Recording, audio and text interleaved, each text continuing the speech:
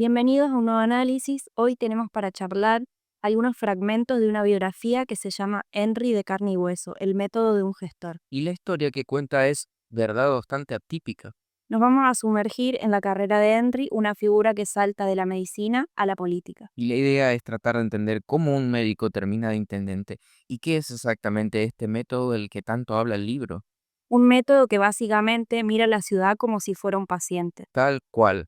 Ese cruce entre medicina y política es súper interesante. Vamos a ver cómo esa lógica clínica, diagnosticar, ir a la causa, prevenir antes que curar, se puede llevar para resolver los problemas de una comunidad. Y aparece un elemento que vuelve todo el tiempo, casi como un personaje más en esta historia. El agua como problema, como aprendizaje y después como el motor de su carrera. Me gusta esa idea, el agua como hilo conductor. Arranquemos por el principio, porque lo llamativo es que su historia no empieza en un comité político ni con un discurso. Empieza en un dispensario de barrio, donde los problemas no son nada abstractos. Son una madre con un hijo con fiebre, una familia sin agua potable. Exactamente. Y en ese entorno es donde se forma su primera regla de oro, que él mismo cita en la biografía.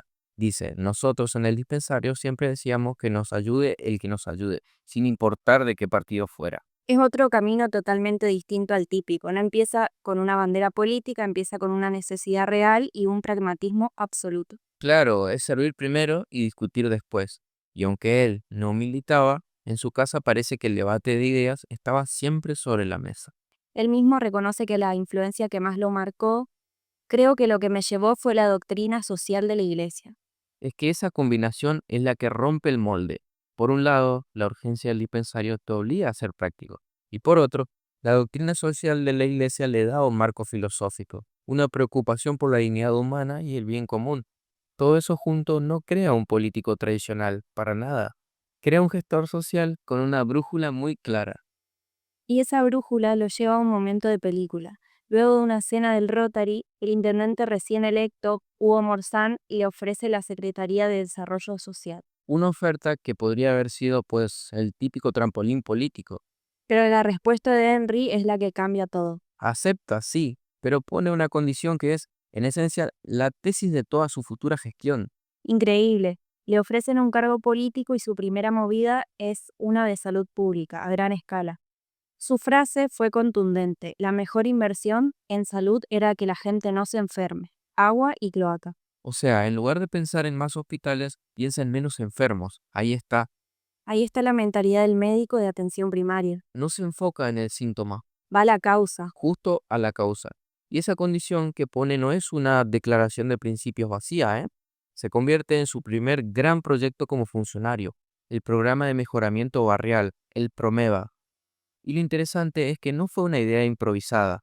Se basó en un estudio sanitario que él mismo había hecho años antes recorriendo los barrios. La biografía lo marca como su primer momento de iluminación. Su primera vez viendo cómo un diagnóstico hecho en el terreno podía transformarse en una obra masiva. Y volvemos al agua, porque si seguimos ese hilo, como decías al principio, nos lleva a momentos clave de su vida, su infancia cerca del río, la gran inundación del 98, que de hecho es lo que lo trae a Reconquista, y años después, ya en la gestión, otra inundación, la del 2015. Y el caso de la inundación de 2015 es un ejemplo perfecto de su método en acción, porque la reacción natural hubiera sido repetir el protocolo del 98, evacuar a todo el mundo. Pero él recordaba esa experiencia como un caos social. Me imagino que la presión para evacuar debió ser enorme. Es lo que se suele hacer, tomar la decisión contraria, la de construir defensas con la gente adentro, de la zona de riesgo. Suena increíblemente arriesgado. ¿Cómo le explica? Es la clave. No lo vio como una apuesta, lo vio como un cálculo basado en la experiencia. La lección del 98 fue que el costo social del desarraigo, la gente perdiendo sus rutinas, sus redes de contención, la inseguridad, bueno, que ese era el costo a largo plazo mucho más devastador que el riesgo controlado del agua. Así que en lugar de mover a la gente, movió la tierra. Construyó defensas de emergencia. Fue una decisión técnica, sí, pero profundamente humana, enfocada en preservar el tejido social. Y esa idea de que agua y cloaca es la mejor política de salud me parece que es la semilla de todo lo que vino después, de ese famoso método del que tanto habla la biografía, ¿no? La analogía central que propone es ver la ciudad como un organismo vivo. Exacto, hay una cita que lo resume. Como médico generalista siempre entendí que una persona no se puede tratar por partes, lo mismo pasa con una ciudad. Hay que verla como un todo. Entonces, cuando él habla de ver la ciudad como un todo, Realmente está aplicando el mismo principio que usaría con un paciente. que llega con un dolor de cabeza, pero él termina revisándole los pies porque sabe que todo está conectado. Justamente, y traduce eso a un proceso de gobierno. Primero el diagnóstico. Para él, esto es la planificación participativa, escuchar a la comunidad para entender de verdad. Y segundo, el tratamiento, que son las políticas públicas diseñadas para atacar la causa, no el síntoma. Siguiendo tu ejemplo, en lugar de solo repartir pastillas para la enfermedad, instalar la red de agua potable que evite la enfermedad en primer lugar. ¿Y de dónde saca esta metodología? ¿Es algo que desarrolló ya en la Intendencia? Menciona su residencia rural en Chaco. Ahí trabajó codo a codo con un antropólogo médico. Ahí fue donde aprendió a fusionar el conocimiento técnico, digamos, con la sabiduría cultural de la comunidad. El libro cuenta anécdotas hermosas. Por ejemplo, Para bajar la altísima mortalidad infantil no había incubadoras, aplicaron cosas simples. Uno fue el sistema de la mamá canguro, que promovía el contacto piel con piel entre la madre y el bebé prematuro. y el otro el sistema amigo de la comadrona, que las integraba, las capacitaba, las convertía en aliadas.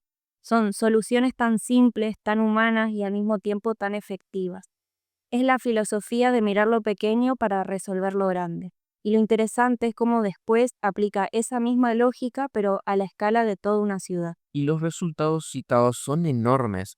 El plan de drenaje pluvial, por ejemplo, que implicó enterrar más de 12.000 tubos de hormigón para terminar con inundaciones que llevaban décadas castigando a los mismos barrios, o incrementar la red de agua potable y las cloacas en la ciudad.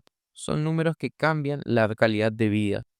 Hay otro ejemplo en la biografía que me pareció muy importante, el Fondo Permanente para Infraestructura Urbana, para el tema del pavimento. Pero la biografía menciona las dificultades. Porque estos sistemas de fondos colectivos a veces generan desconfianza, ¿no? ¿Qué pasó con la gente que sentía que pagaba, pero su calle no era la siguiente en la lista? Hubo tensiones ahí, es una excelente pregunta. El texto explica que la clave del éxito fue la transparencia. Y la comunicación. El sistema anterior exigía que el 70% de los vecinos de una cuadra pagara por adelantado, una barrera insalvable para muchos. El nuevo fondo era solidario. Tu aporte iba a un pozo común que garantizaba que las obras no se detuvieran. La tensión inicial existió, claro, pero al ver que las máquinas realmente avanzaban cuadra por cuadra, sin importar quién había pagado primero, la gente empezó a confiar. Se cambió la lógica del sálvese quien pueda por la de un proyecto colectivo. Claro, porque hasta ahora parece una historia de éxito tras éxito. Pero la biografía es honesta y también se mete en los fracasos, en lo que él llama las espinas. Y las espinas profesionales más grandes que menciona es no haber logrado que el municipio se hiciera cargo de la atención primaria de salud. Y acá es donde su propio método choca contra la realidad burocrática. Su diagnóstico es claro. La salud primaria, los dispensarios de barrios, solo funcionan con gestión local, cercana. Si un médico falta, el municipio debería poder reemplazarlo en hora, pero la realidad es que esos centros dependen de la provincia. Es la frustración máxima para un médico que sabe la cura, pero no lo dejan administrarla. Describe la situación actual como una anarquía sanitaria, una batalla que dice no piensa abandonar. Y después están las espinas personales, que te muestran al hombre detrás del gestor. Menciona el caso Vicentín, una crisis enorme en la que dice haberse sentido totalmente solo, atrapado en un problema ajeno, y cuenta que el presidente de la nación nunca le atendió el teléfono. O la enfermedad de una de sus hijas, un momento que lo llevó a arrodillarse y volver a rezar. Y ahí es donde aparece una reflexión sobre el oro. Dice, como el oro, a veces uno tiene que pasar por el crisol y por el fuego para luego relucir su brillo. Es una forma de decir que esas pruebas te purifican, te fortalecen. Es una forma muy poética de procesar el dolor y te hace pensar que para ese tipo de figura la línea entre la resiliencia personal y la profesional es, bueno, es prácticamente inexistente. Y después está una anécdota que es irónica, la del asalto. Vuelve de Buenos Aires de una reunión para pedir más seguridad para Reconquista, y en el medio de la ruta lo asaltan a punta de pistola.